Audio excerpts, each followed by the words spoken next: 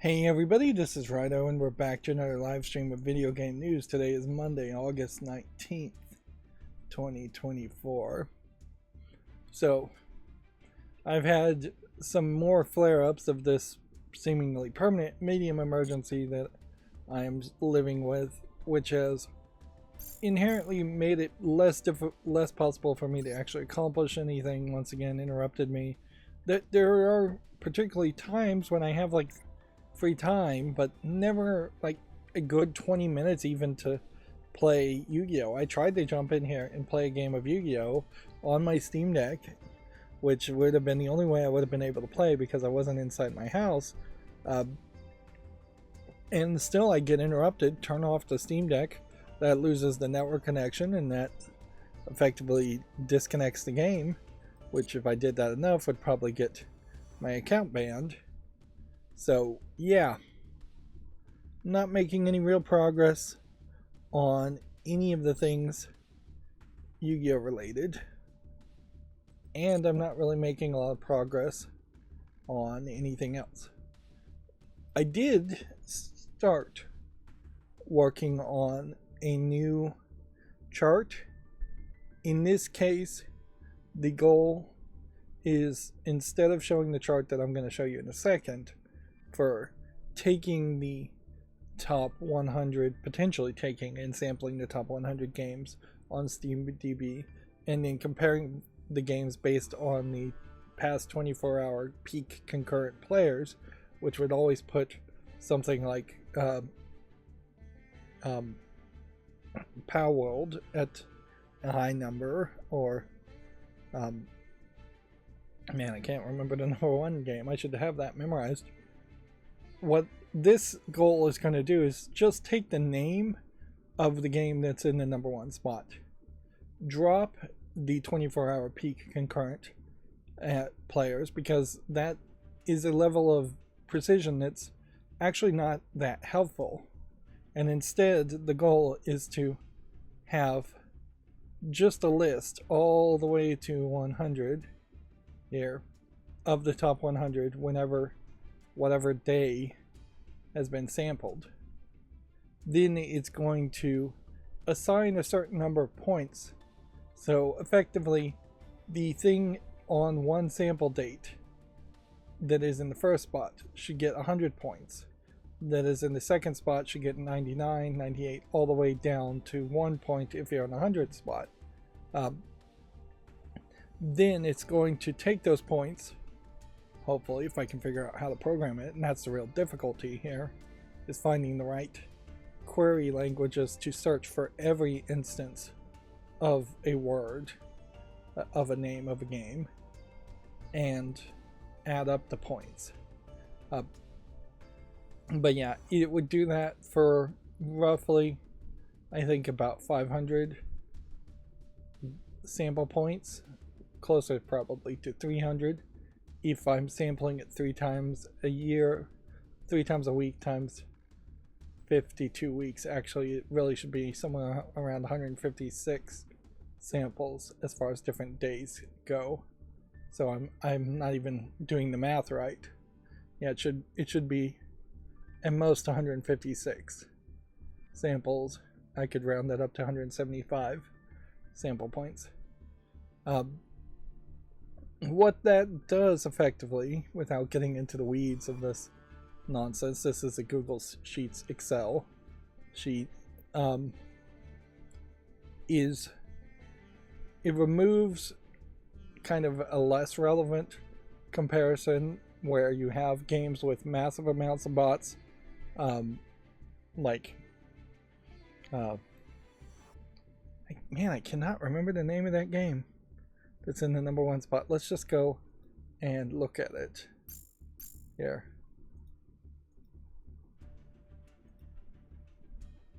So I can remind myself. Counter-Strike 2. I kept wanting to say Half-Life 2. This would be our source still for this, unless I'm gonna totally change it. But it eliminates the less relevant 24-hour peak number of players for games like Counter-Strike 2 that have just a massive amount of bots. which we know it has a massive amount of bots. You could arguably make a very valid argument that 1,000 of, a million of these 1.368 million players are just bots. And you could arguably make about the same, half, 50% of the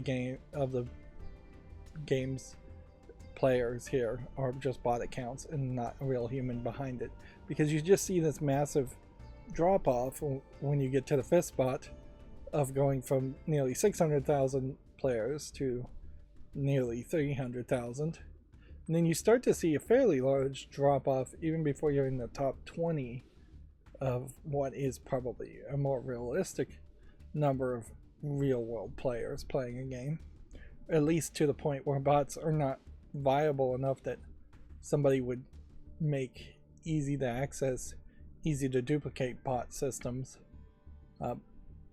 For instance, something like The Sims 4 probably has no value in having bots in it. So you could almost guess that The Sims 4 is actually getting 46,000 real people playing in the past 24 hours. But it doesn't matter, really.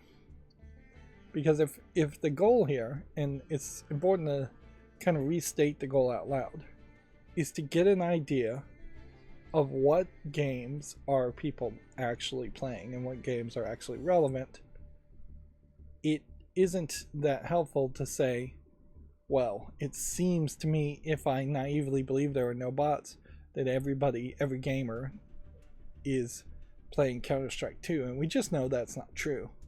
We know that there's a lot of people playing Counter-Strike 2, but I would be surprised if it's even 10% of the gaming player base of people playing games on Steam in a 24-hour period.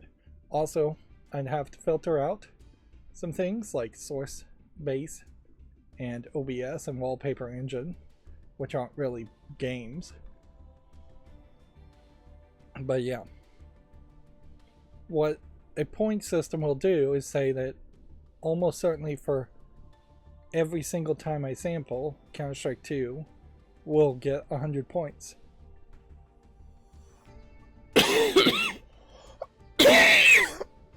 Excuse me.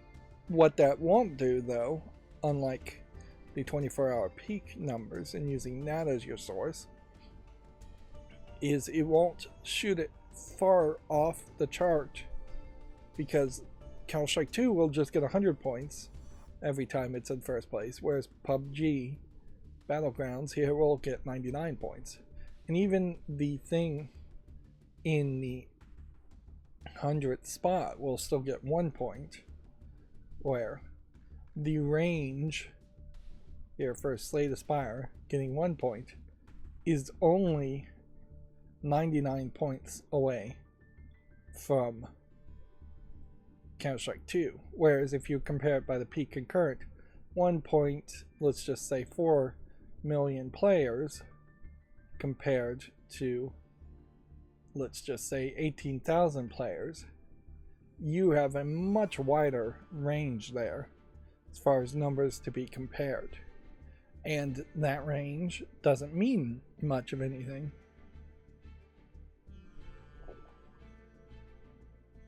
It is my intention to implement this new chart as soon as I can get it to work. I'm not going to hold out until the end of the year also, because this current chart, I've been trying it for at least 8 months now, and I just don't feel like it's giving me any information that feels that relevant or useful, or that is even changing that much. But we'll just show it off anyways. The peak concurrence here on this chart shows that Palworld at one point got higher than Counter-Strike 2, and now Palworld is much lower than where it was. In fact, Palworld never got any higher, anywhere close to its heights when it first released. And that is a sad statement, certainly on Pokemon clones, and that there really wasn't that much excitement. This chart shows trends over a very long time that are pretty easy to know anyways, which is to say that when a game comes out, it tends to go downward and lose a player base unless it is something that gets DLC like Elden Ring that tends to bump it back up, although the DLC does tend not to stay around forever. And then there are just general trends on some days when it seems like the amount of people playing these top tier games, or most played games, seems to go up. But yeah, the relative comparison is almost non-existent here when you try to compare like Apex Legends and Baldur's Gate on the same day. That really isn't showing you much. So I made a chart, but I don't think I've made a particularly good one. Now, me working on this chart is also an admission that I just still have a severe mental block and don't want to actually schedule videos, which would be the first and most important thing to do. Yeah.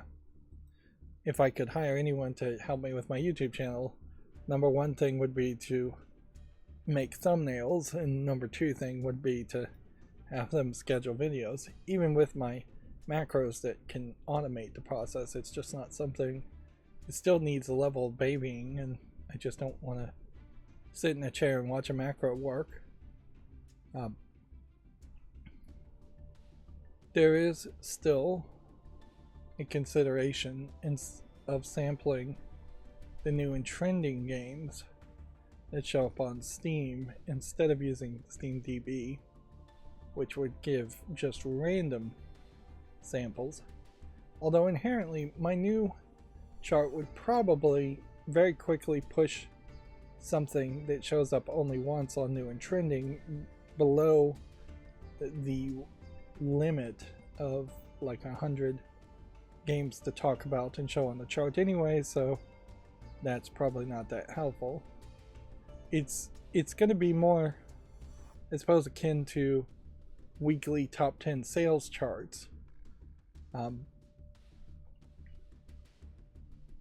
which you don't get quite enough details on any of Steam's direct charts to make that, to really make it sense to use any of these as a sample point. And while Steam does do quite a bit, I'm not sure that new and trending or popular upcoming in any way are actually directly pushing players to try new games in significant numbers, or if it isn't the chicken and the egg scenario where people have heard about these games from some other source and they are wishlisting them or playing them, and then that is leading them to be on the new and trending argument, which then might lead to a second wave or third wave of players playing games. But I'm not sure that Steam's front page really has that much influence. Although I'm not sure what actually influences gamers. I really do think that a significant amount of it is still word of mouth. Friends talking to friends about games. Or YouTubers talking about games. I watched a deep dive on the whole Myth series and apparently learned several things that I didn't know about the Myth series, which inherently it is kind of a messy story told over 5 games. But apparently the age that you start in Myth 3 is on Earth, and the character that you're playing as in Myth 5 is supposed to be this character named Dr. Watson, who was shown in Uru, or mentioned in Uru, which makes an argument that you are either playing as Dr. Watson throughout all the games, or there was just a shift there. You're playing as a different person, which that doesn't make any sense. You definitely are playing as the same person for 1, 2, and 3. Maybe you're not playing the same person in 4. And you can definitely believe you're not playing the same person in Uru.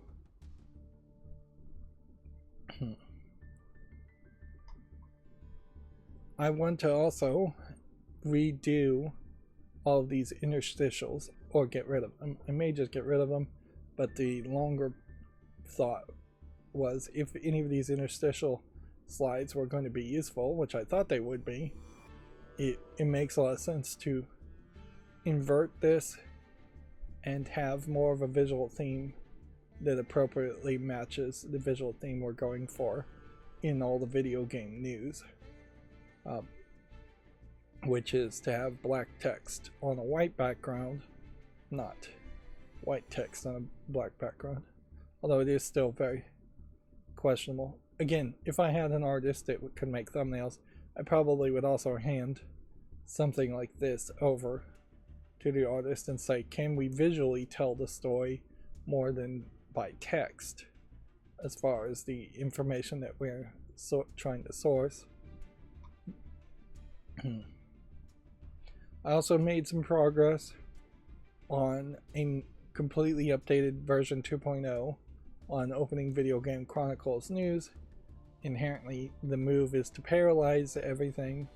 Not paralyze as in they can't move, but parallelize as in have it make just a saving of each of the link titles into an array, and then go in cycles every time the macro is called to only open one page from that array if there is anything in the array at all. So the function gets called, it checks to see if the array is empty. If the array is empty, it fills the array and then exits.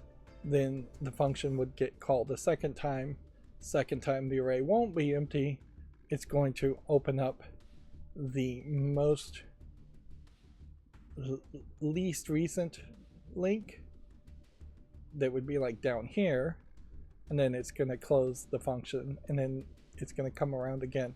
The whole reason to do this is so that you can remove significant amounts of delays to wait between each tab loading up by opening up tabs to other websites, because other websites won't clog your internet or slow you down as much as the same website will.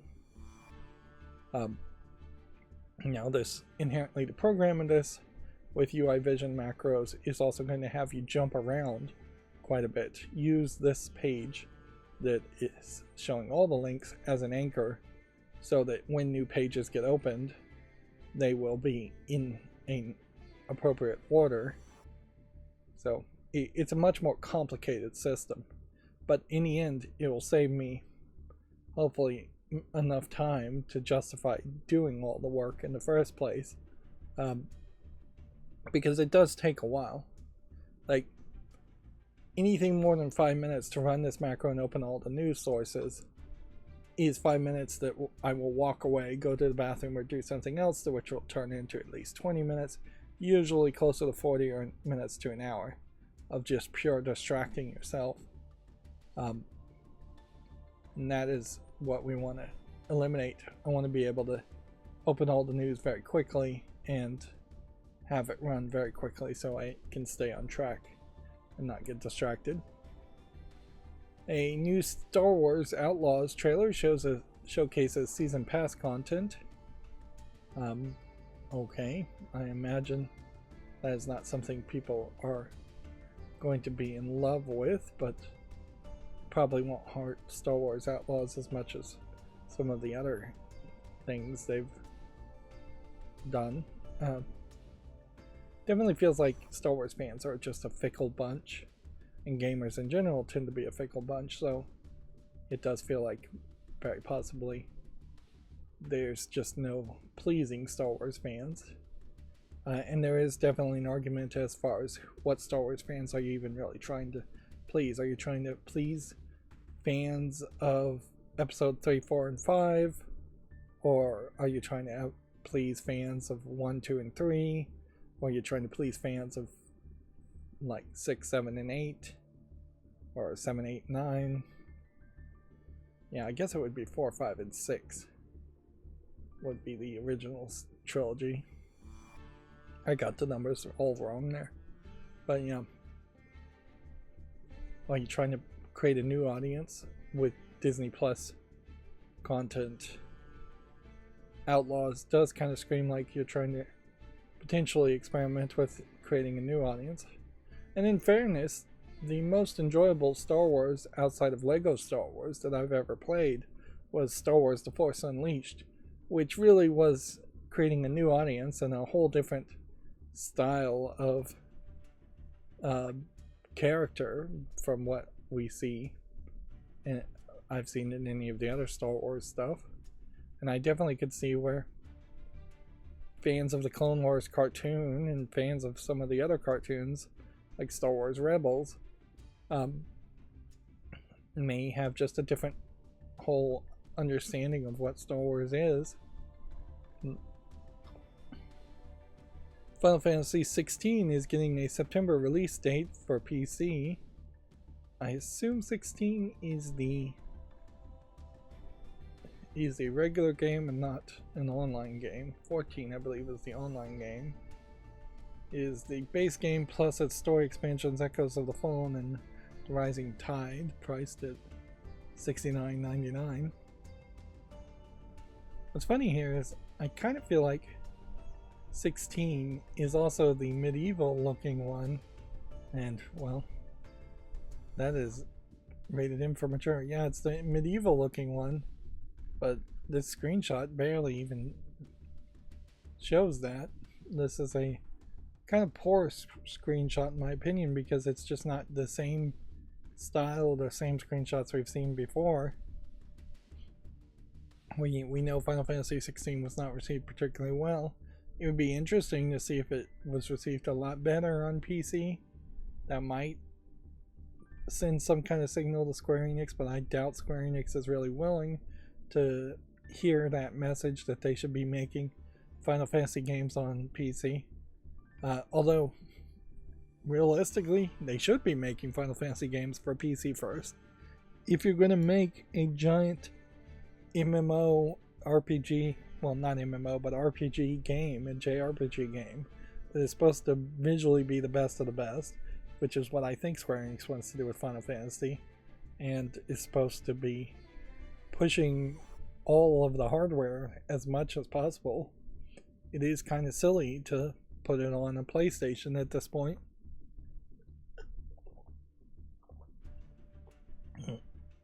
And frankly, if Dragon Quest and Final Fantasy, and or if either one of those were more PC first in Japan, those alone would be system sellers to get more Japanese people to go for PC. And inherently, I think the Japanese audience these days would not fall into the pitfalls of being sold garbage PCs that can't really handle gaming as much as previous generations might have been tricked into buying underperformant computers, or Westerners being too cheap and buying underperformant computers that can't really handle gaming. Of course, it also would help quite a bit if all of the makers of CPUs and GPUs would stop manufacturing low quality CPUs and GPUs. Level 5's fantasy game, The Girl Who Steals Time, has been delayed again. I assume this is not supposed to be here, and this is just a typo. Of course, that does highlight to the level of quality problems that some of these mainstream video game journalist sites can have. Black Myth Wukong influencers have been asked to leave politics, COVID, and feminist propaganda out of the coverage. A document from the game's marketing team has been circulating online. Certainly, I guess this is a case where I assume Black Myth Wukong is a Chinese game from a Chinese publisher, and they wanted to have their influencers not talk about all this stuff, and they have done it in the worst possible way, in which I imagine influencers and more people, due to the Streisand's effect, are going to talk about this stuff. I also wouldn't be surprised if there is some level of pressure directly from the Chinese government to not talk about those things in particular. Of course, this also could all be fake. But inherently, if you're an influencer and you're agreeing to a sponsorship, which they always lie and say this is not a sponsored video when they're getting extra access, early access, or sometimes actually being paid or getting free copies of the game, all of which, even just early access and extra viewers, which is going to get you more views, which potentially is going to get you more ad revenue, all of that is something of value. So it is a sponsored thing under the FTC rules and should be disclosed as sponsorship, but obviously the FTC is not really cracking down on that. But effectively you are just working as a shill for them, so you're gonna have to follow their agreements and their rules, or agree to their terms, and it's not uncommon for certain terms to be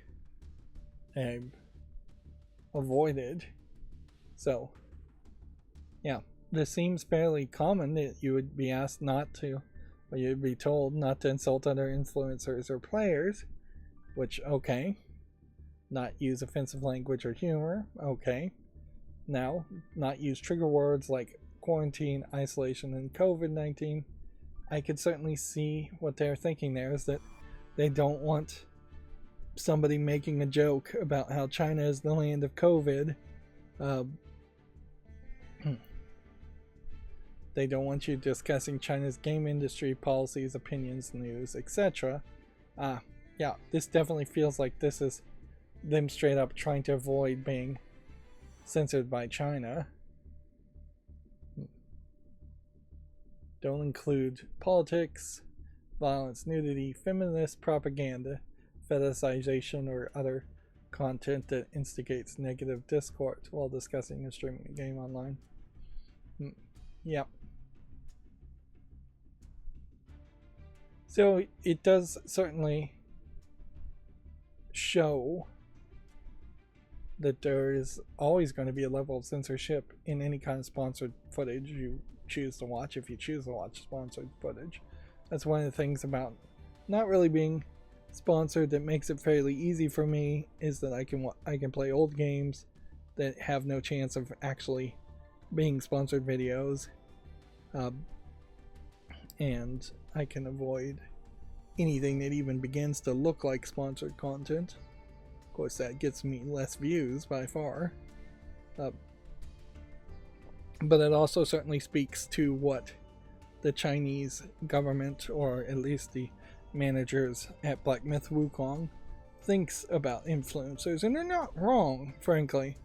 The vast majority of influencers are going to lean towards more of the woke side of things, more liberal, and so yeah, it certainly would be a thing you would hope to avoid, although inherently it would been wiser if they had just said we demand final approval, and they just watch the videos and then send feedback to the small percentage of people who might throw in identity politics. And in fairness, I could not cover this game and do it justice without discussing China's game industry policies, opinions, or news, etc.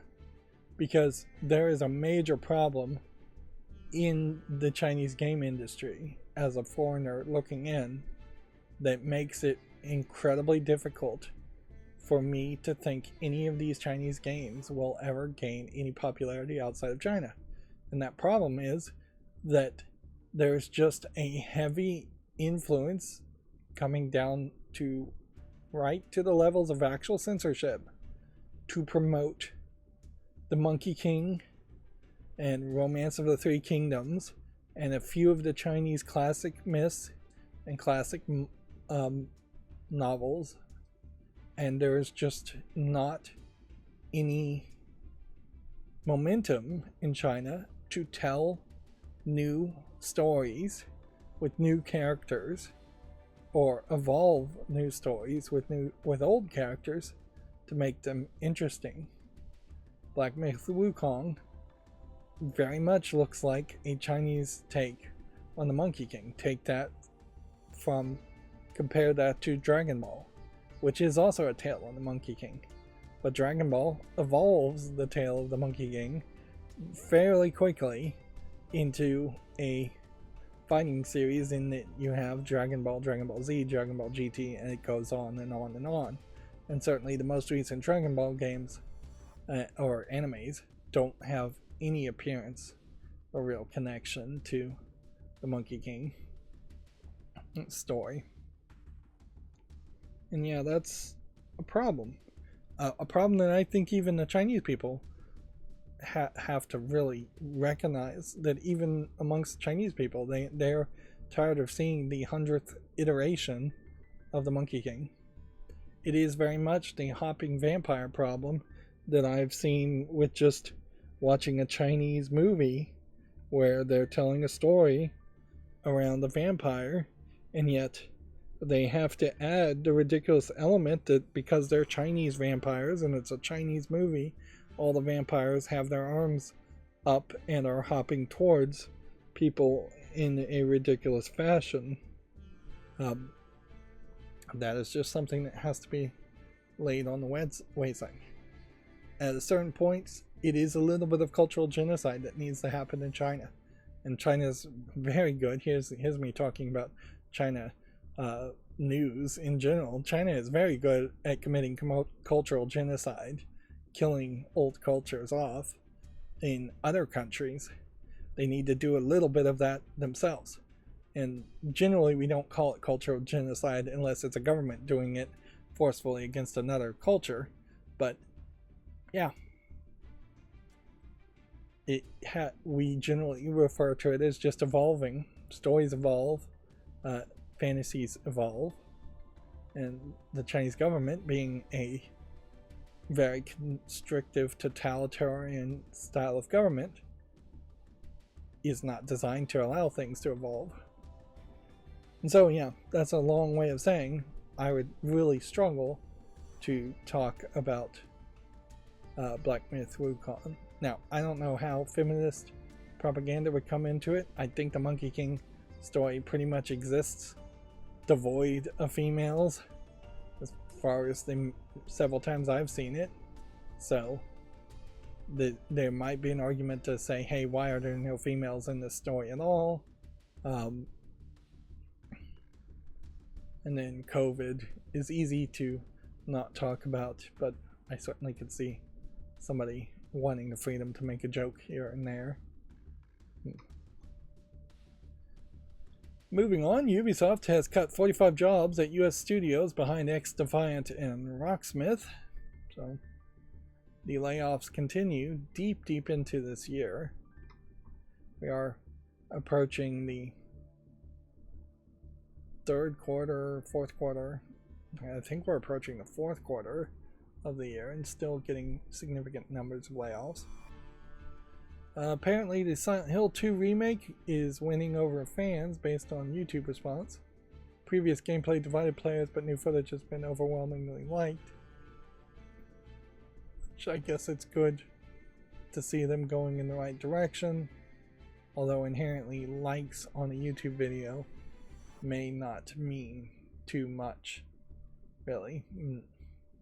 Make a lot more sense to simply wait until the games come out.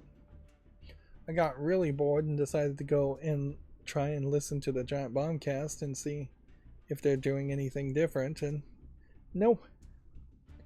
It is still just this group of people I do not recognize now, because it's a completely different group of people spending a lot of time not talking about games And that is one of the things that hit me in particular, is that I was wasting a lot of time listening to the Bombcast in the past. There is just a lot of time, even in the old Bombcast podcast, where games were kind of barely being talked about. I think it's a lot worse now than it was, but yeah, there's just a lot of chit chat happening that barely was video game related, or wasn't video game related at all.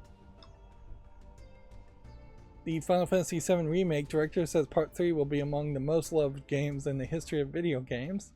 Well, way to set expectations low would be my response to that.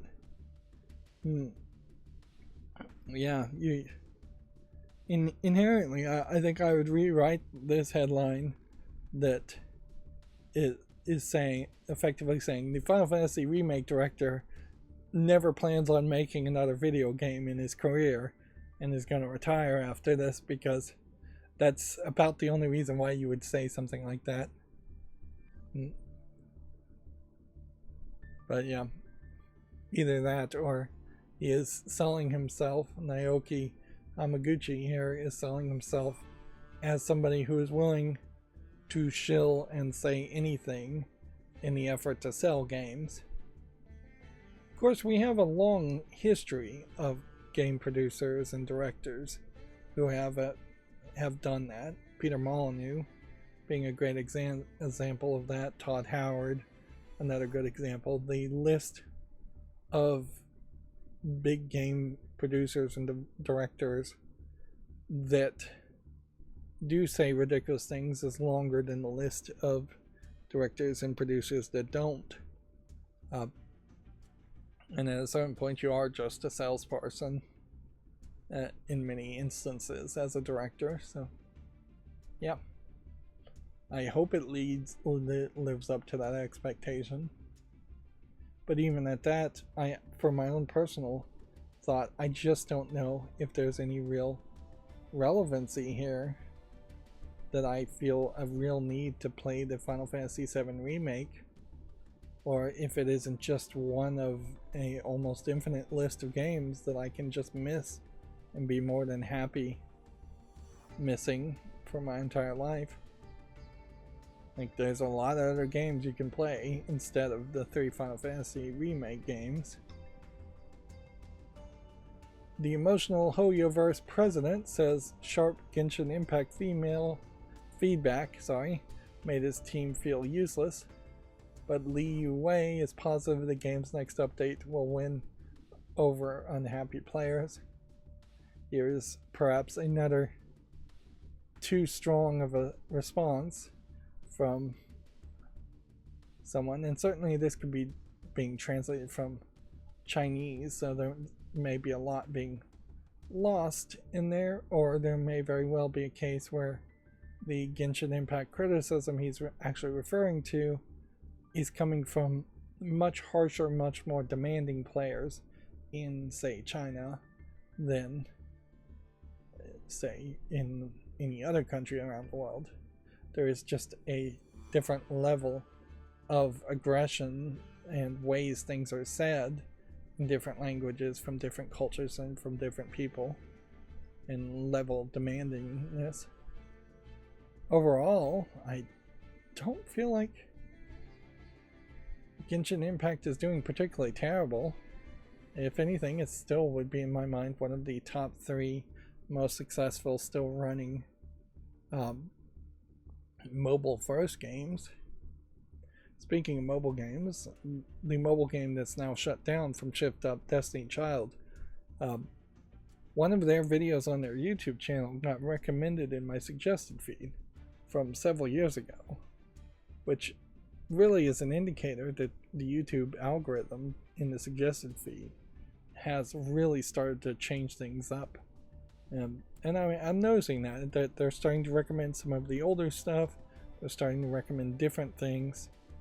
I still very much get suggestions of the same old very often, and when I click next on a video, I almost always just get a Taskmaster video I've already watched.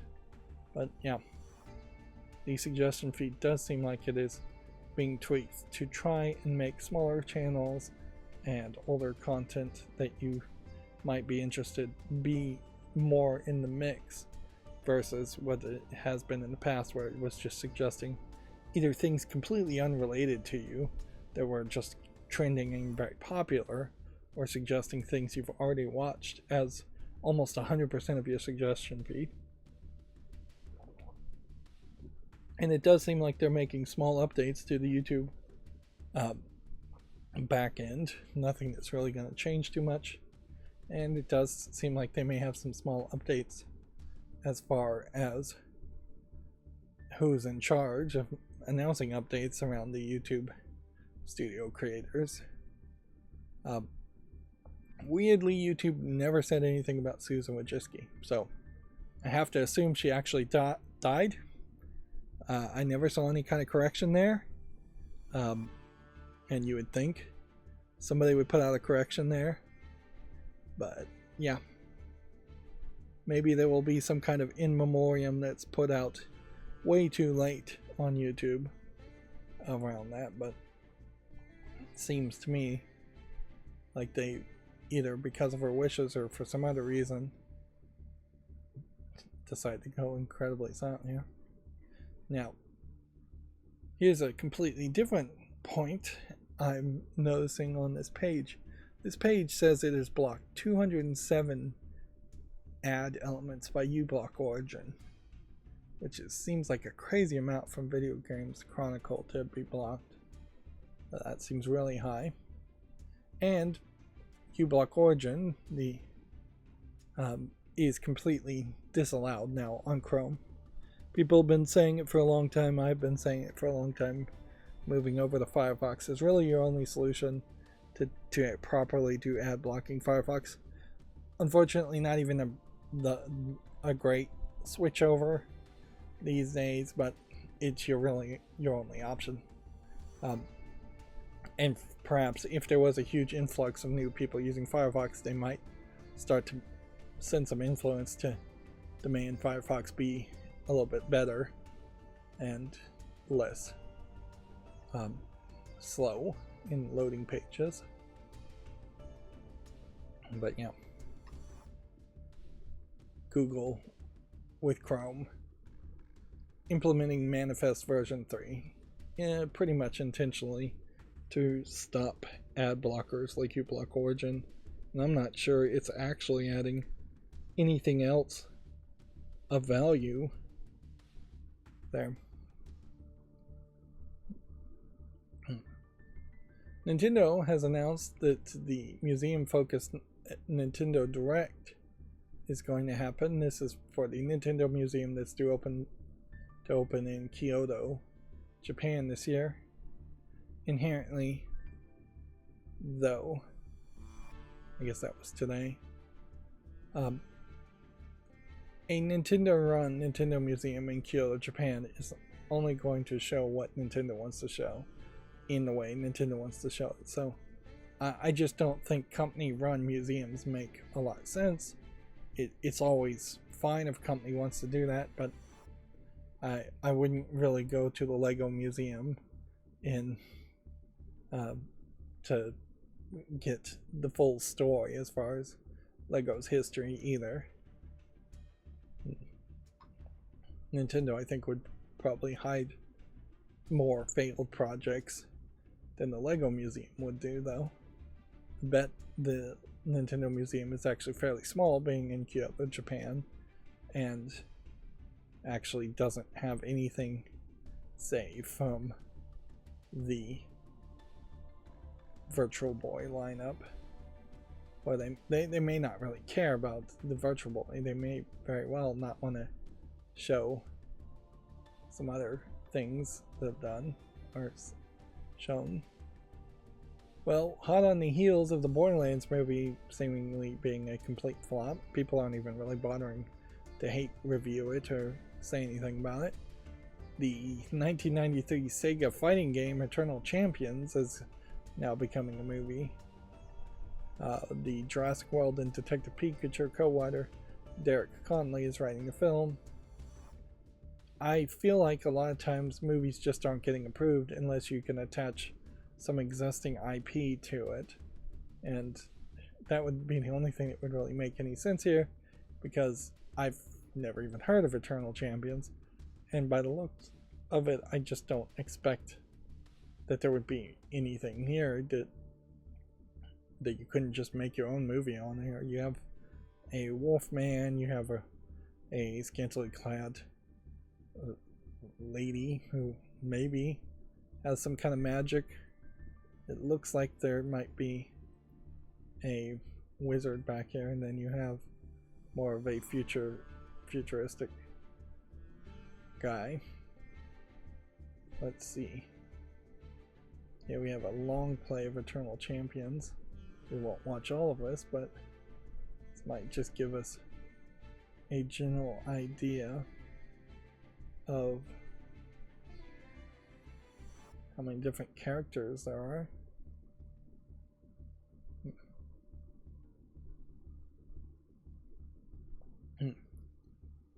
So it looks like it's a fighting game that has maybe 6 to 8 characters, which, in fairness, if you had an idea for a Mortal Kombat movie but couldn't do the Mortal Kombat movies, why not just pick another fighting game?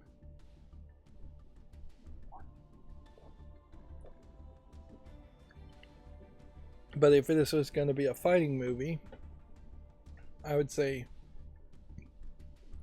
it's been probably decades since we've had the likes of somebody like Jackie Chan or Bruce Lee to make a good fighting movie with actual good fighting moves in it, and almost all the fighting in movies these days are pretty much just garbage because the cameras just jump around and you can't even really tell what is going on. So I could see you just having to spend way too much time explaining how there can be this world of such different looking characters and so many different locations and so many different people fighting.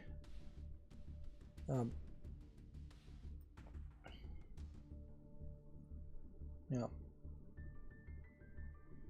That's certainly been the problem with some of the previous Mortal Kombat movies too, is that there's just a lot of setup that you have to do to explain, make a believable world. And it looks like your boss here is some kind of elemental.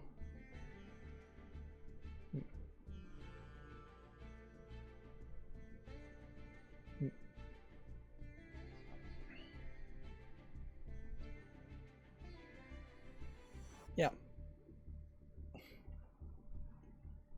The thing here, always to make note of here, is that this is highly possible that it's been greenlit to make a script, and then it will be red lit, as in they will just not proceed any further once they see the script. This could have been greenlit to prevent somebody else from making something similar, which doing that these days in movies is probably crazy. But yeah, this could just be something that goes nowhere, and I would heavily suspect that that is the way it is going to go. Because yeah, even if I was going to make a fighting movie, I don't want just a random assortment of stereotype characters from 1993 as my characters. Unless this is just something Derek Connolly has been thinking of for decades, and he really has an idea here, or maybe he has just such a massive amount of passion that he can really do something with it. But I wouldn't put any real faith into this. Inherently, if you want to tell a story, I would not pick a fighting game to make a movie, which does make an interesting question as far as what games would I want to make a movie on. And my first thought would almost certainly be Alice and Alice Madness Returns, and maybe even a movie that tells the story of a potential third game that never got made. Of course, that is just a twist on Alice in Wonderland, so you may not very well even need to have the Alice American McGee involvement there. And let's see, what other games would probably make good movies? Almost certainly Mario and Zelda games could just be turned into like hour 20-minute or shorter movies, animations pretty easily. Some of the longer Zelda games like Ocarina of Time and Majora's Masks probably would have been better told as a movie than even as a game. The Darksiders series, I think at this point would have been better told as a movie than as a game. Legacy of Kain as a movie instead of a game may make a lot more sense these days. You could probably make a perfect dark movie pretty easily. You could argue that Indiana Jones' Fate of Atlantis would be an interesting movie to make instead of, say, something like Kingdom of the Crystal Skull. But most games are so interactive, it just makes them worse to make it a movie. And so then you inherently are pushing back to games that are less interactive as far as their storytelling, and you are getting the things like fighting games at that point. It wouldn't be crazy to make a Leisure Suit Larry game live action, just although that probably wouldn't sell these days. I could see doing that in the 80s or 90s at that point. Moving on though, let's see, Pokemon Paradise Dragona cards have been shown off at Pokemon World Championships. One assumes these are brand new cards. Yeah, the Pokemon Legends ZA was announced earlier this year as far as a video game. We haven't heard anything more about it. UK's top 30 richest game developers and content creators have been revealed by the Sunday Times. Russian-born brothers Igor and Dmitry Bukhim topped the list. Interesting. So is this a name and shame list? Of here's the richest people in the UK? Well, it doesn't seem like the whole list is being shown by Video Games Chronicle though, unfortunately.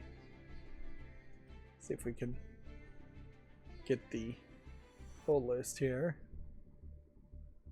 Now, PewDiePie, I guess technically made a PewDiePie game or put his name behind it, so I guess maybe he falls under that category.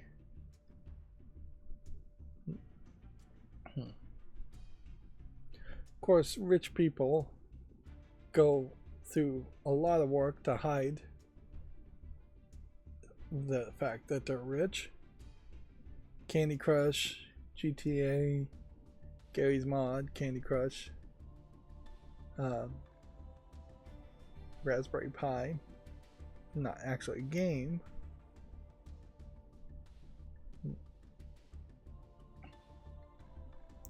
And certainly when you start talking about rich people, it's not inherently the case that all the money comes just from that one game. It's going to come from starting with some major success or starting with a lot of cash that they inherited in many cases, and then them managing to grow, having the freedom to gamble $50 to $100 million in the stock markets and potentially lose it and still have $50 million to live off of gives you the opportunity to gamble a lot more than the average person who's living paycheck to paycheck.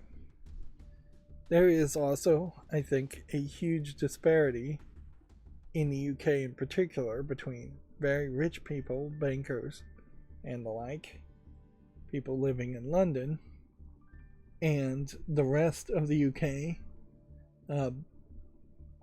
where there are some very, very much poor people of a lower class that with a class system.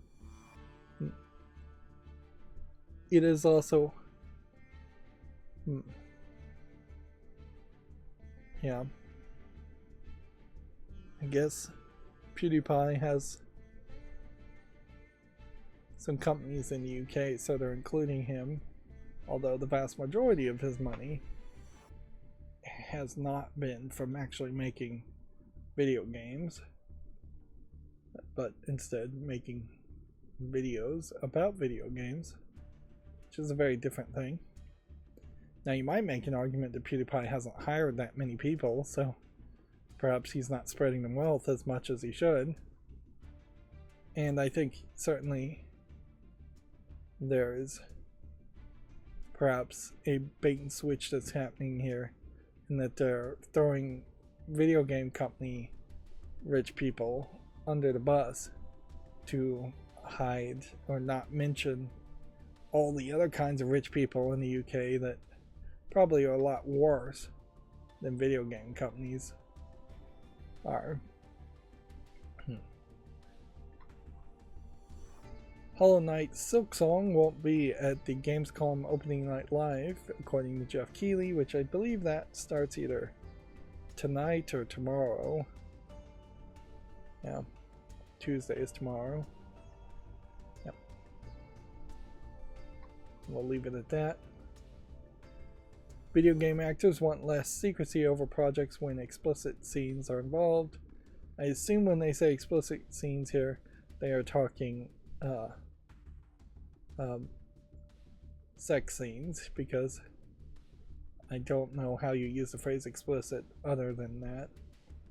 One performer said she was asked to act out a sexual assault scene without warning, which in fairness, you should probably be given some time, although inherently there has also been cases where there's just this thought, and it's a bad thought, I think, in which directors want to spring explicit scenes or nudity on actors. Usually this is actors in movies where this has happened.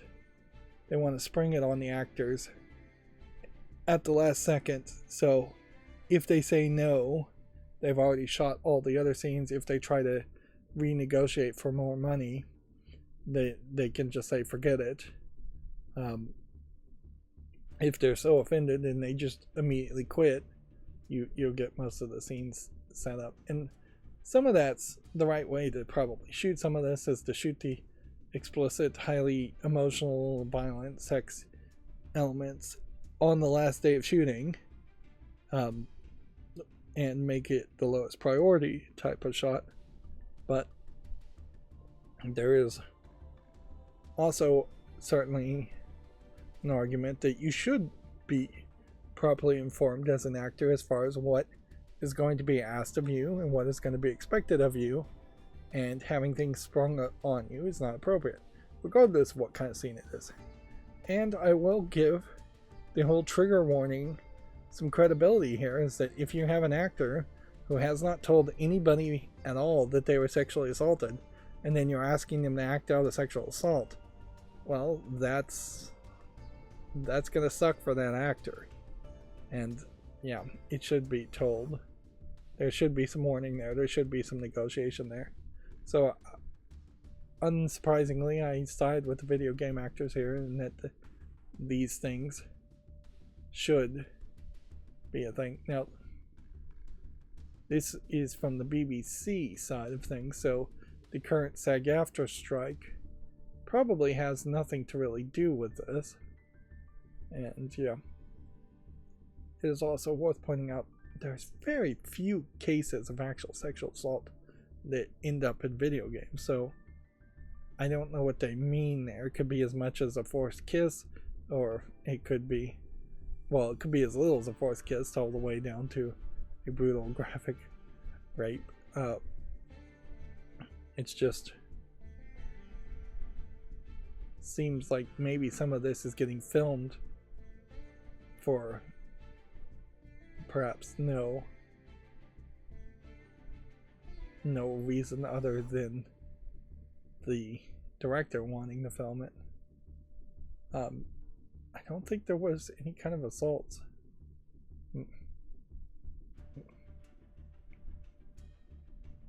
In the Baldur's Gate 3. I think it was all very consensual in Baldur's Gate 3, and it's very unfair for Video Games Chronicle to use that as a screenshot. And then put this, the article notes that Larian employed intimacy coordinators, one for the voice actress and another for the motion capture, were used to ensure performers ensure the well-being of performers during explicit scenes.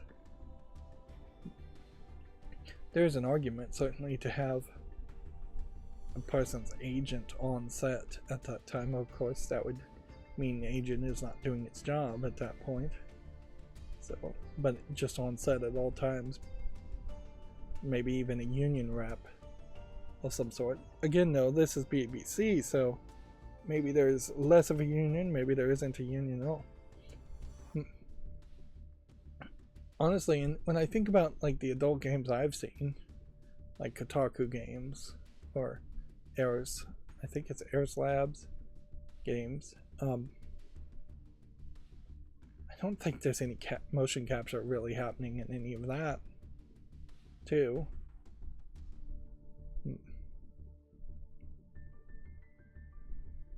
So yeah, I'm really trying to figure out what game are they even referring to.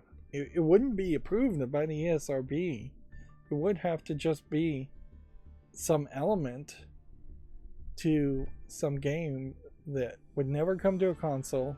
It would have to be some kind of adult game on PC. And at a certain level, if you're just doing motion capturing, which I'm not sure you're doing motion capturing even for adult games, but yeah, if some of the adult games that come out on Steam, which I don't even know if Steam would really be super happy about brutal assaults showing up on Steam.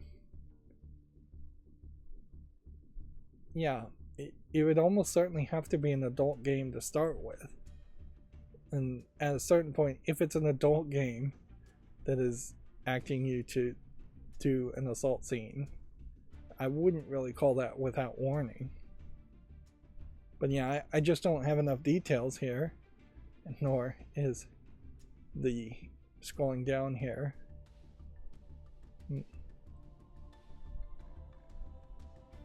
So this may also be a case of there's some truth in it, but then there might be a case of that there's some exaggeration here, as perhaps the UK unions are working their way up to striking the same way SAG-AFTRA is still, I assume, striking. Haven't really heard anything more from that strike. And in fairness, I kind of agree with it. Even if you were making an adult game, you should be given more warning about what you're going to be doing that day. Any kind of job, you should have a general idea of what you're going to do in a day. That's the bounds of certainly being fired in many cases by them drastically changing the demands of what your job is. If you're hired to be a manager and then they're telling you that you need to clean the toilets, you've been significantly demoted / fired from your job and turned into a janitor at that point. And that's very often how people get soft fired. Moving on, Baldur's Gate 3 director says he thought the game would be too short because of all the cut content. Moonrise Towers used to have 2 towers and more regions were planned. That is a terrible thing to really say out loud.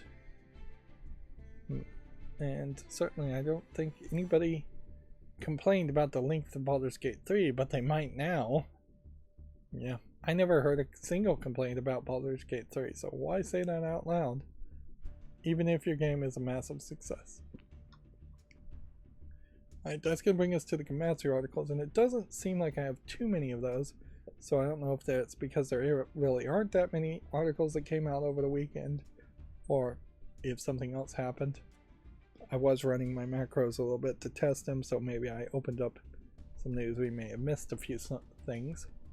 Romancing Saga Minstrel Song Remastered International has been announced for the PS4 and 5 and the Switch, which makes me wonder if it's on PC in any form, or if it is never likely to come to PC. It doesn't particularly look like the kind of game that would absolutely need to be on PC. This is also a Square Enix game, so that also highlights that Square Enix seems not quite to the point where every game is coming to PC. Metaphor ReFantasio English voice cast has been announced, if you want to check that out on Gamatsu.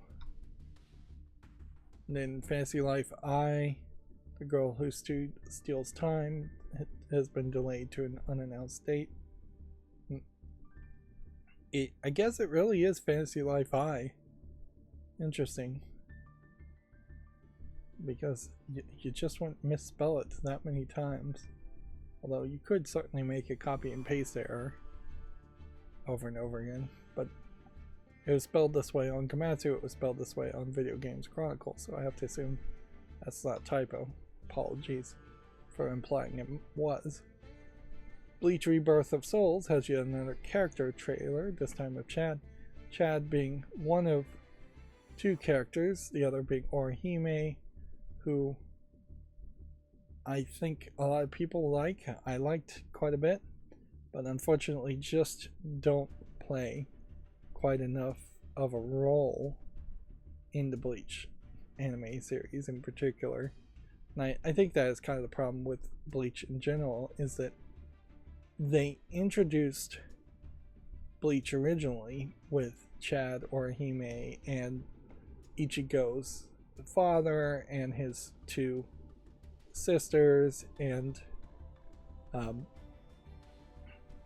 all of those characters are de-emphasized, and they try to bring them back here and there, but they really are de-emphasized once you get into the 13 court guards squad captains and their characters, and there's just far too many characters in general. And even in the 1000 Years Blood arc that is retelling or trying to wrap up Bleach, that's airing somewhat now in sections, it's the same old in that they are introducing a new enemy every episode and then eliminating and defeating a new enemy in every episode, which is far too fast. Just way too many characters. Yeah. Bleach goes kind of in the opposite direction, I guess, of something like Dragon Ball Z, where in Dragon Ball Z you would be introduced to one or two enemies and you would fight them for several episodes and build them up as characters and give them some personality before you introduce the next character. And you would, in Dragon Ball, does a decent job of keeping the friends around and having them at least be memorable.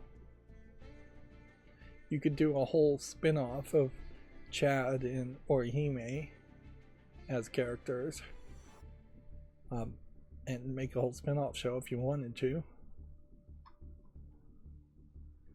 In fairness, though, I will say that at least Chad and Orihime don't get kidnapped too often, which could have certainly been a cliche. That being said, Orihime kind of does get kidnapped for an entire arc in Bleach. Moving on to GameDeveloper.com.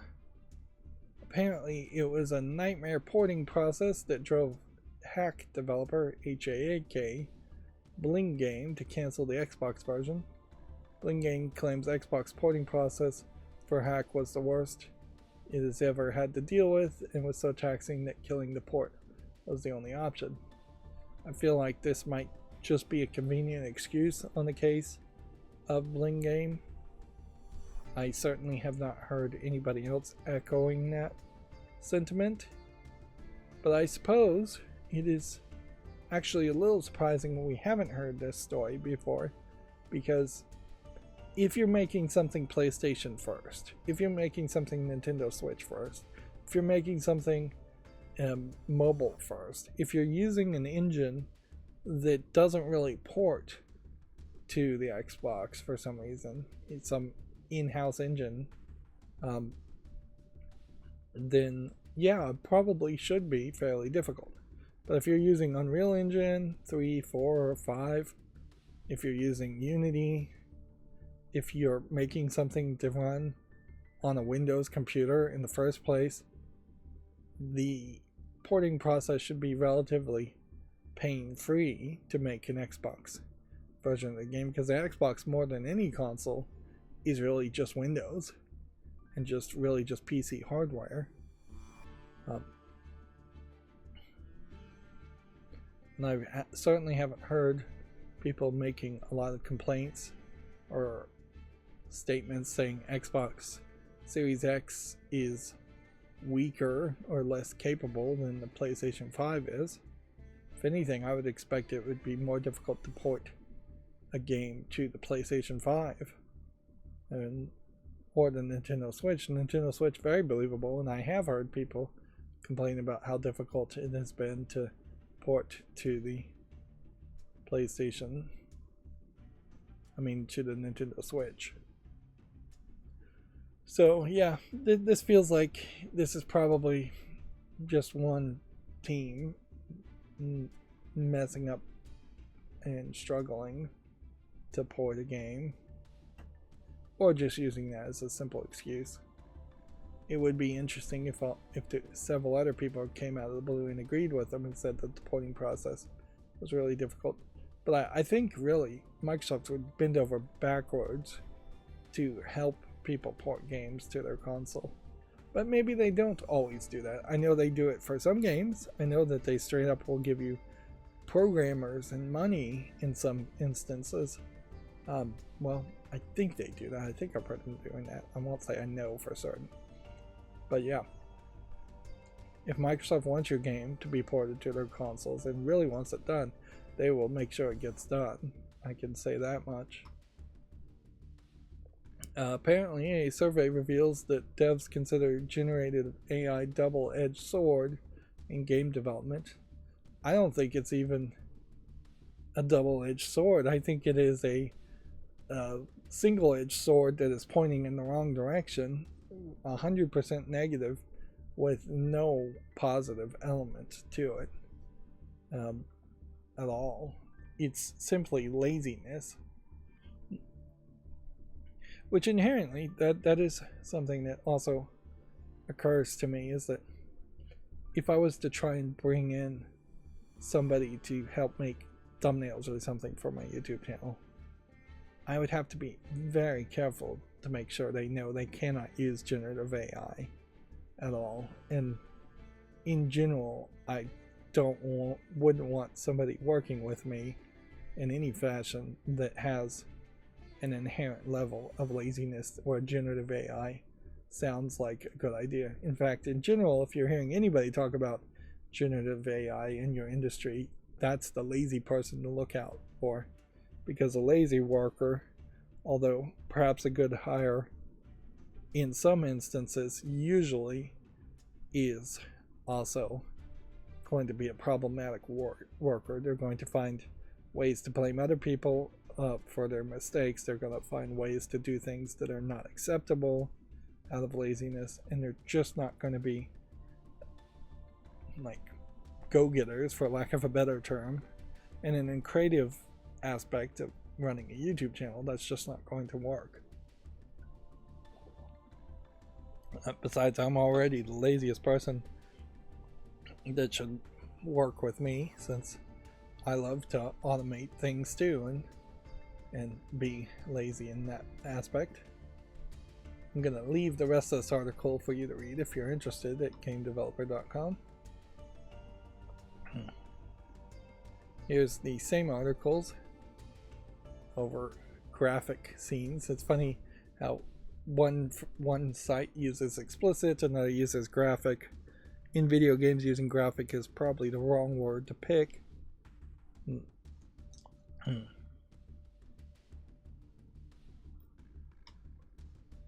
So in a funny way, there does seem like there's a movement in the UK between two articles that seems to be highlighting game development and naming and shaming game development a little bit more. So it seems like there might be a bit of a political focus that is shifting and may put more legislation or political pressure on the game industry in the UK. So in the long run, we may just see less games being developed in the UK, or games being developed under tighter scrutiny at least. Moving on, the Embracer boss says that the volatile PC and console business is the bad guy. The company is confident the segment can deliver following a colossal restructuring program.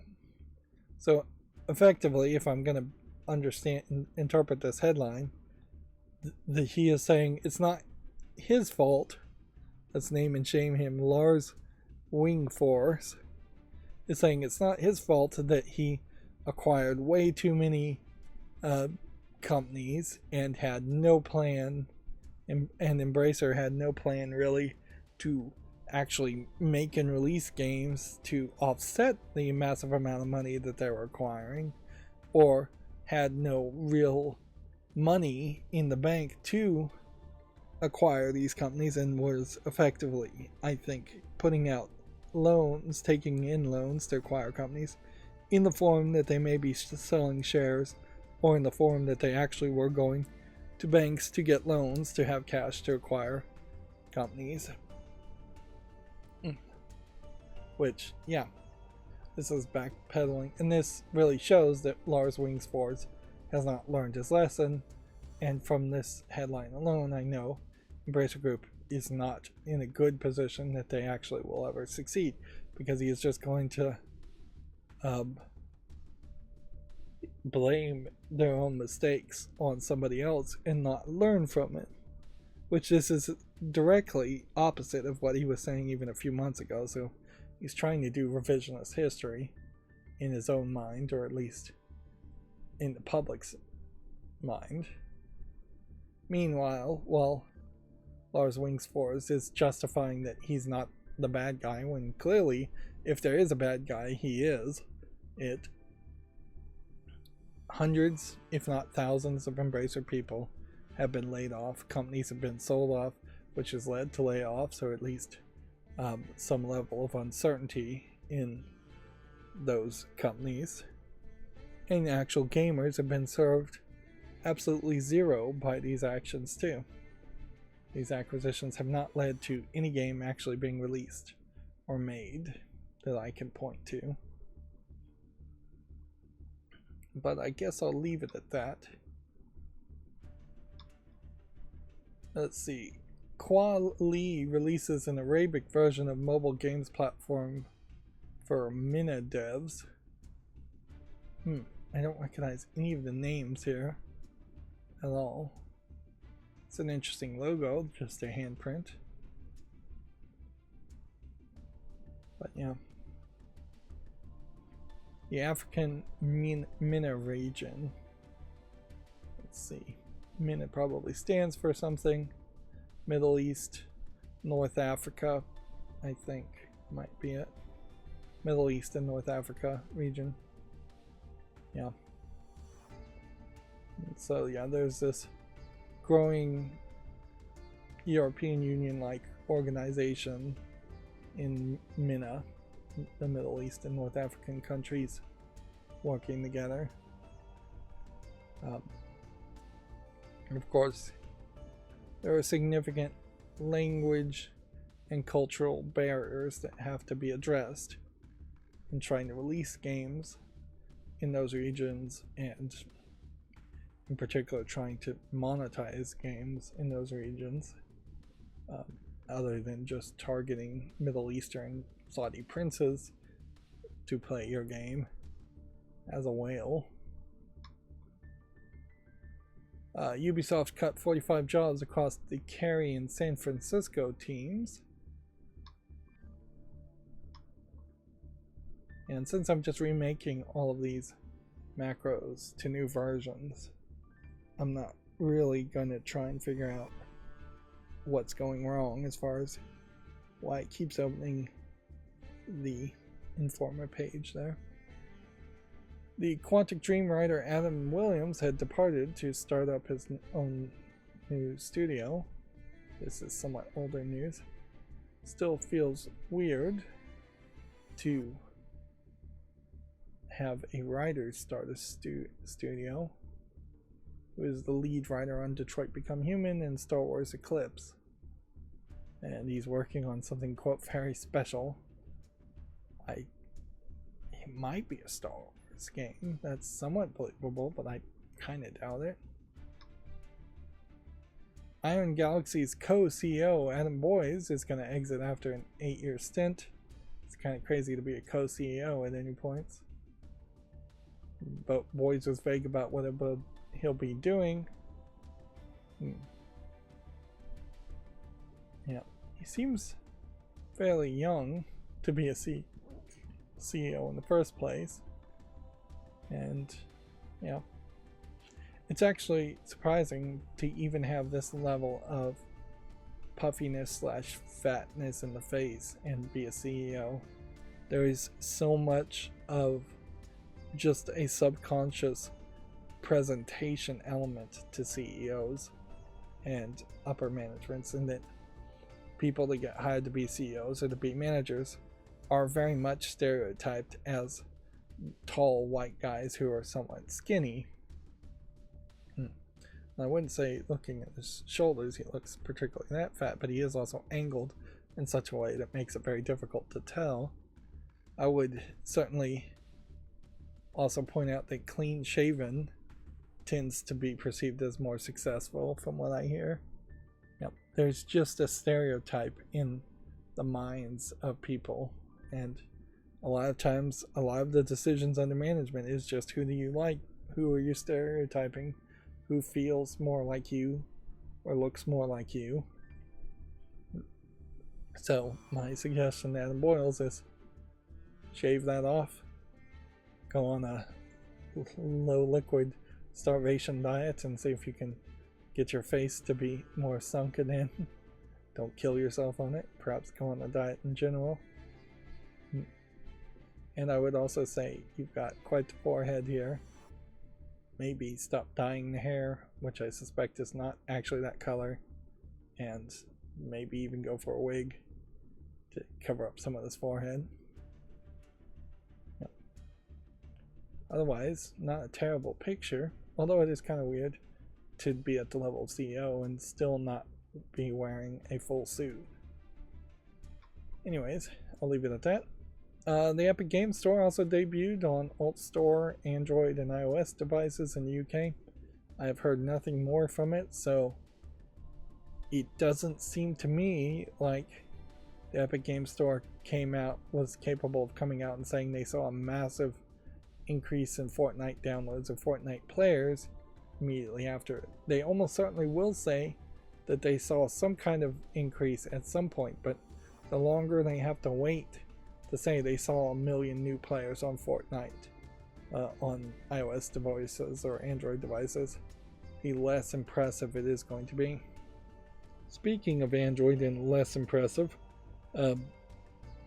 Linus Tech Tips pointed out something that's fairly interesting, in that the Android open source project has really fallen behind on being a very basic step one on making an Android experience, and most of the features that you like in Android is probably either from the Pixel OS add-ons or One UI from Samsung add-ons. I use Samsung phones, so One UI is very much what I think Android is and should be, but it's not really standard. So moving from like even one manufacturer to another is going to drastically change your experience on Android, and really shouldn't. even the Linux that is run on the Steam Deck when it works, Waydroid on Steam OS, is built on Lineage OS, a fork effectively with some more features.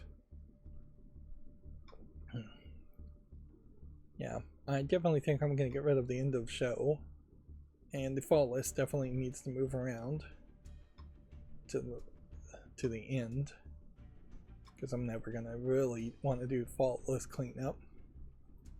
And yeah, with that, let's see, what else do we have as far as news? Final Fantasy 16 for PC launching September 17th. Here's the Gamatsu stories, and it stopped here. So, for renovation, simulation, sports. So this may be like new. And this may be new. Yeah. So let me just open these news stories.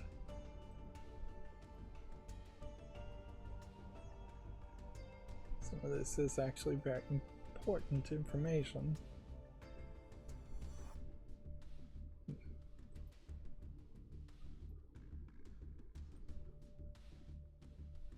Yeah.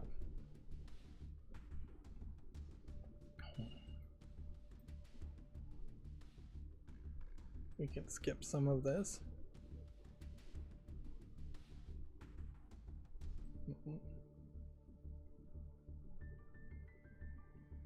Yeah. And some of this definitely is like 3 days ago. So North Beach Games establishes a North Beach Games Prague and announces Stranded Deep 2. I do recognize the name Stranded Deep, so a sequel probably is in order. Renovation Simulator Sports Renovations to be published by Duke Villagers for the PS5, Xbox Series, and PC.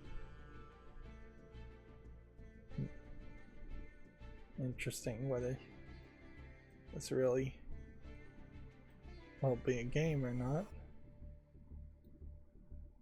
And we'll start looking at all the new games on Steam eventually. Deep Sea Adventure game Deep Beyond is coming to the PS4 and 5, the Xbox One and Series, and Switch on September 13th. Fatal Fury City of Wolves character trailer for Preacha is available. Otomate Party 2024 announcements roundup Mononoke Chigiri, Olympia Soiree, Catharsis, 9 RIP sequel, Bunny's High School, and more. Which that's several names.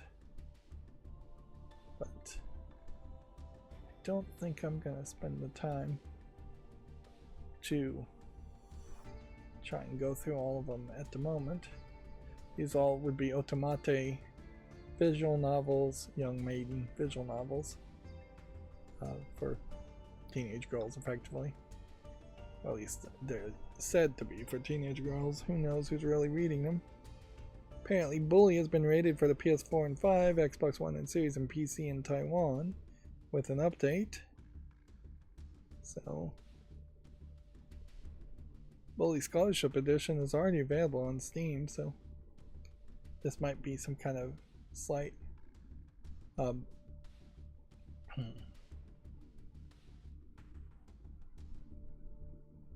yeah, it's not even an update, it's just GTA Plus members is the speculation here, is that if you have GTA Plus you may just get that version for being subscribed. A remaster of Bully would be interesting, but I doubt it would actually push to any kind of sequel of Bully.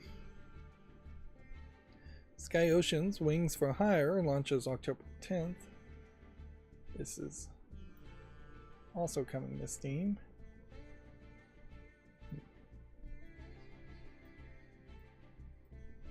It might be some kind of game. The Pokemon trading card game launches October 30th. Pre-registration is now available. It is for the App Store, iOS, and Google Play. October 30th. This, though, I'm not sure actually has a game in it, was the question. Casual battles along with friends, alone or with friends. So you actually can play the card game. Because they definitely were selling it more for the card pack opening question. The Silent Hill 2 remake, story trailer, and hands-on previews are available.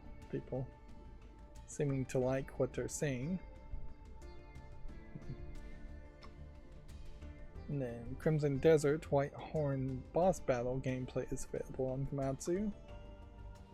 And then Genki Racing Project, the new title, is going to be announced on August 22nd.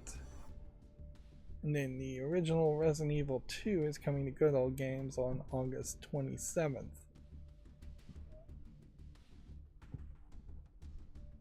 Yeah. And then we've got two more stories I want to cover, and then I'm going to take a break.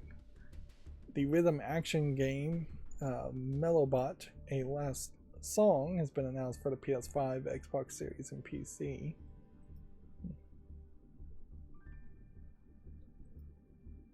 Alright. I'll make a YouTube short on that, and then Renovation Sports, where I talked about for PS5, Xbox Series, and PC. Okay.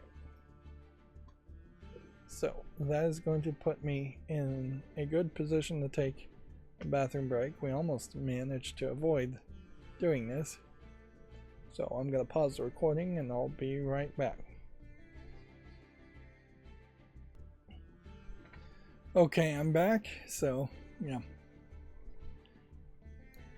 yeah, there's still just a major inconsistency there too. Well, I very much would prefer to be able to just tag out on tag out and have somebody else cover the news or cover games that have come out. Assuming I could trust someone else's curation, in particular around either passing along news information to me, which I personally, as a somewhat video game news journalist, if I'm going to call myself that, I personally have to be aware of all the news, so almost all the news. So having somebody else tag out and cover the news really doesn't work. I could probably trust someone's curation as far as games on Steam, because let's face it, I think the best, almost everybody, every gamer, would admit that there is a significantly high percentage of kind of pointless games. This looks a lot like Gwent here, which in fairness, making a Gwent clone is not the worst thought in the world. As far as I don't think Gwent has got a lot of support right now. It's likely to continue to have support. At some level, it might have made sense to just continue to support Gwent right up until the next Witcher game release, and then maybe majorly in the backgrounds evolve Gwent into something else that's way more complicated for the next Witcher release game. And yeah, you get games like these that look like NES games but are brand new. And I honestly have no idea what the audience there actually is. Whether there are people who want NES games, NES looking games that are brand new. There definitely is that danger.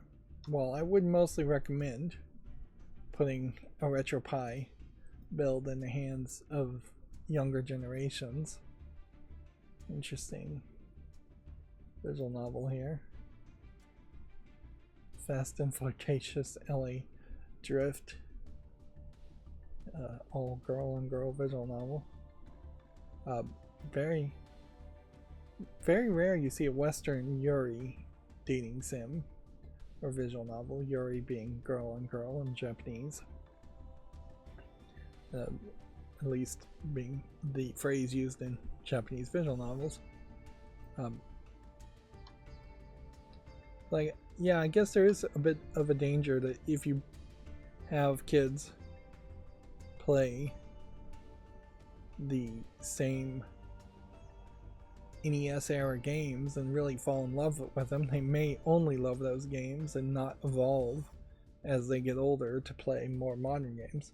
Although I doubt the danger there is very high. I've yet to see too many people that say they're retro gamers only and they only like playing games that are old. I've seen a few people say that, and a lot of it comes down to like their minds, their fingers, their eyes just aren't fast enough for modern games, or modern games are too complicated. Here we have an interesting question. Do we want a PT ripoff in Phantom 10 that is effectively just a ripoff of PT from 10 years ago? Should someone be highlighted for doing that? At a certain point, I guess somebody should be. There should have been PT ripoffs that had some level of success 10 years ago. As soon as it became fairly obvious that Kojima was not with Konami anymore.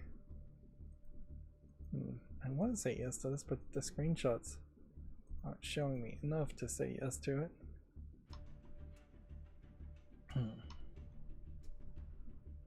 And I just have no interest in anything with president in the name. Certainly now you could do a much better PT style game, and it is questionable how much of PT really needs to be one for one copied as compared to just taking the concept of looping, which the concept of looping was about the only thing from PT that got copied to any real level in games like Time Loop, which I think that's the name of the game. Deathloop is the name of the game I'm thinking of, actually.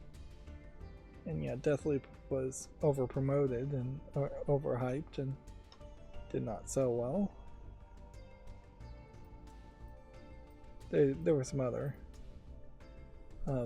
time loop games, but I'd also argue that PT is not even really a time loop game, even though it has a time loop element to it, although maybe it's not really timeless looping in the first place. PT is very much the psychological horror of being unable to escape. And Backrooms games, I guess, do a lot of that too, so there is some legacy to that concept. And the Stanley Parable did something like that. And I guess inherently, if we want to think about it for a second, the Stanley Parable is the ripoff of PT that does it so well that it's very easy to not even recognize that the Stanley Parable is the ripoff of PT. And the Stanley Parable does take it to a higher level because you have different paths you can take, whereas all of PT was really just a mystery as far as what actions did you need to take to move the story forward. And they made it far too difficult in PT to actually get all the way to the credits. Way more difficult than it should have been. Not that that really was a problem. That would have only been a problem had nobody bothered to play PT in the first place. Which undoubtedly there must have been some kind of demo or something similar to PT that has been released since or was released before that just didn't get enough people's attention. Particularly old games with Easter eggs. Like Myst has Easter eggs in it. These, like old versions of Myst have Easter eggs in it, and I didn't realize that when I was watching the Myst iceberg deep dive video that I was watching. And they, in part, that is because they did the right thing and made it very difficult to impossible to accidentally unlock the Easter eggs in Myst, which that would have caused a lot of confusion if any player accidentally unlocked an Easter egg and then thought that was part of the actual narrative. Another thing about the Myst deep dive is apparently they retconned the concept of trap books, instead turning them into linking books that would take you to prison planets, trap planets. Which doesn't change too much, but it does create a weird situation.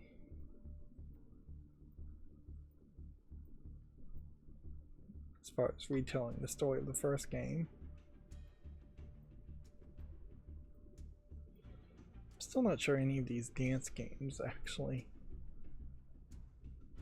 get any following. Of course, that's true for most games, is that many of them seem like entire genres seem like they just don't actually have major followings. If we were to try and categorize like the top 1,000 games on SteamDB and what categories or tags they have, I think you'd very quickly see that some just don't exist. And here's a great example of a game that has a bright, colorful name and thumbnail, and then you look at the screenshots and it just doesn't look anything like that. So it feels uninteresting. Apparently this game came out of early access, would be my guess. We're seeing quite a few card games today. I know there's another sale coming, but I don't think it's a card game, so Infinity Castle Dungeon.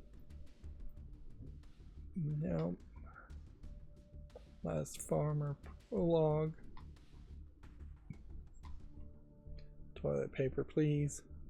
Actually, surprised there aren't more toilet paper themed, scatological themed joke games.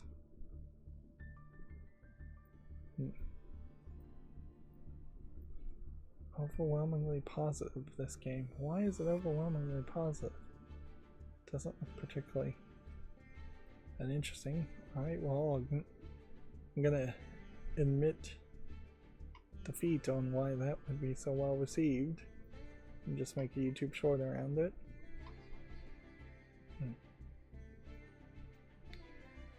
Yep.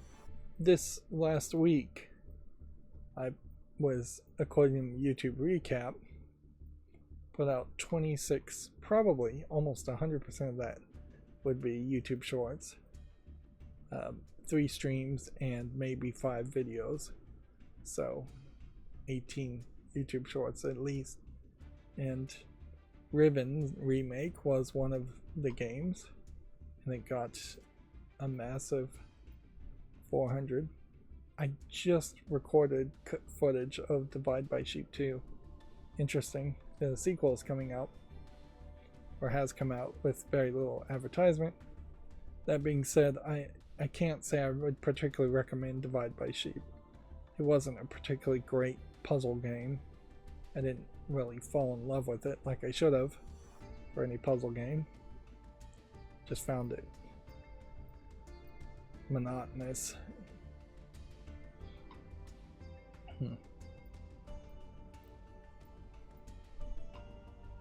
Lost my track of thought as far as what I was talking about before.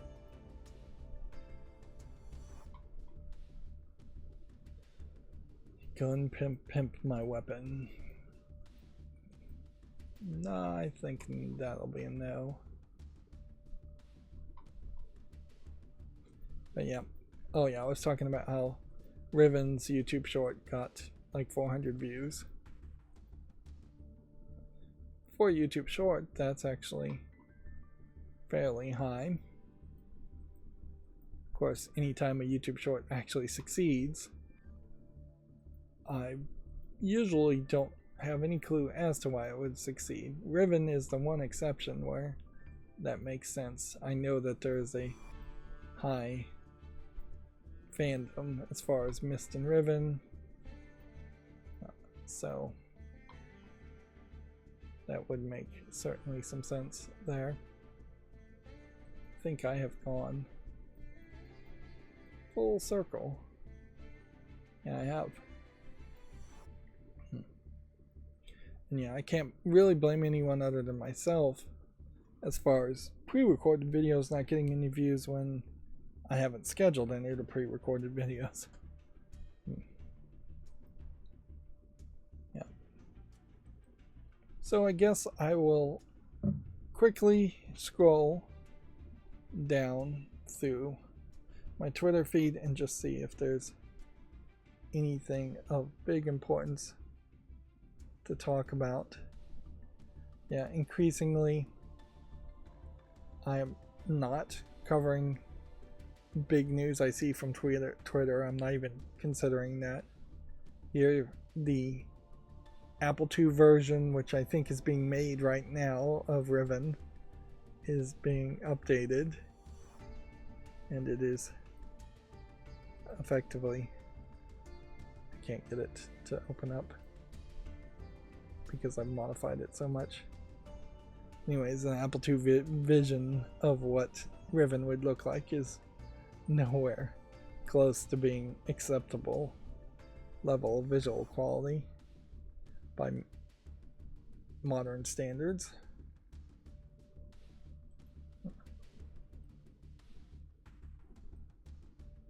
Yeah.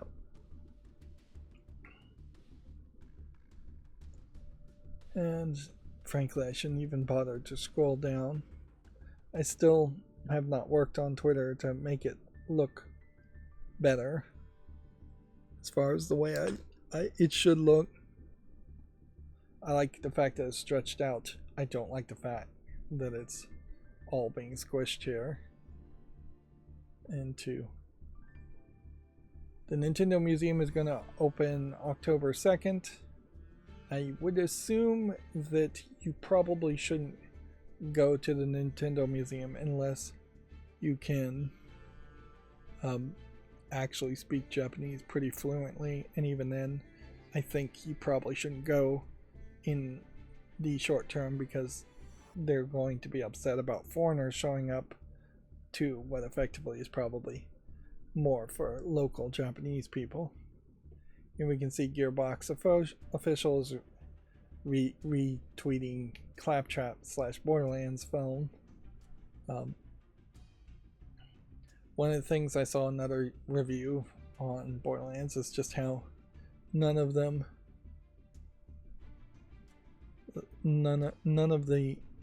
characters really seem to care about the quality or the guns. That they stick to the same guns and don't swap out guns enough.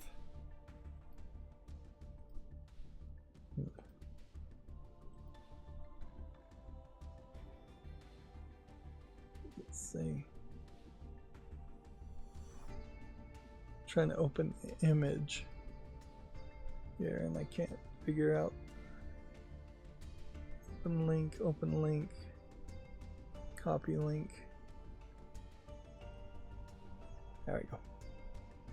So here we have a good presentation, I think, of what to expect from the Nintendo Museum in Kyoto. It's a big factory style building with all the air conditioning and everything painted black at the ceiling, and then you have several what I assume are stills being individually lit for a bunch of Famicom and NES games. They've got NES games and Famicom versions of the NES games on this wall that is backlit. And then they have a Famicom and I think an NES. One of these might be the second version of the Famicom, if they made a second version of the Famicom. And here you have the Famicom controller and the NES controller. And even in day one, there's just this very different styling as far as how they made it, when really would have probably made a lot more sense just to bring the Famicom over to the West unadulterated.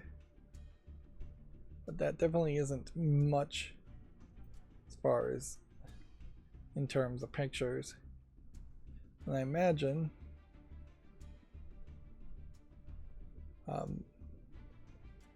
that we will have somebody put out a lot more pictures or much better description as far as what is in the Nintendo Museum once it opens, or closer to one time it opens.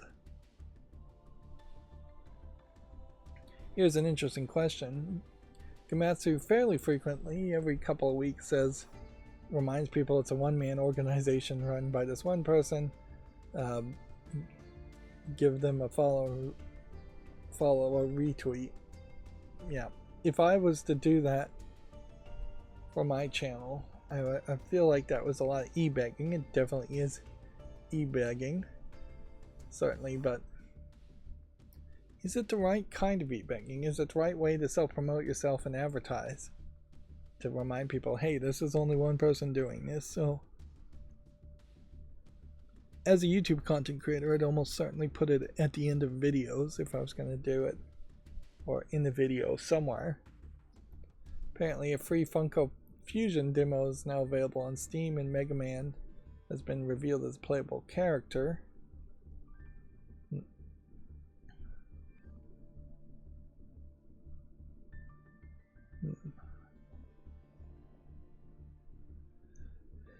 Yeah, I'm still just scrolling down my Twitter feed to see if there's anything else. This is the worst way to end an episode. I should just end the episode.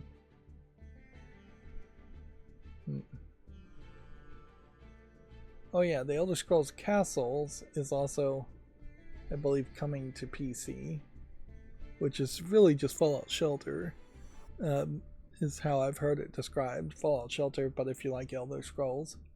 Same kind of pointless mobile game experiments that Bethesda was doing. I'm not sure that they're particularly really committed to doing any more of that.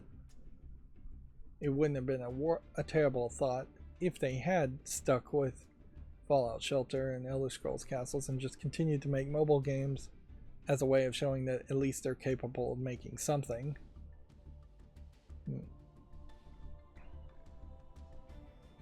Yeah.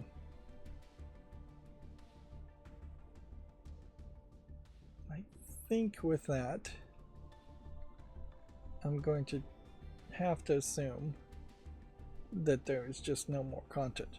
Now, yes, I could try to play a game of Yu-Gi-Oh! Master Duel here. I don't see any point, though, of actually doing that. I'd rather just go back to banging my head on programming. So that's going to be it for this stream. As always, I ask you to like, share, subscribe, comment, and keep on watching. Thanks.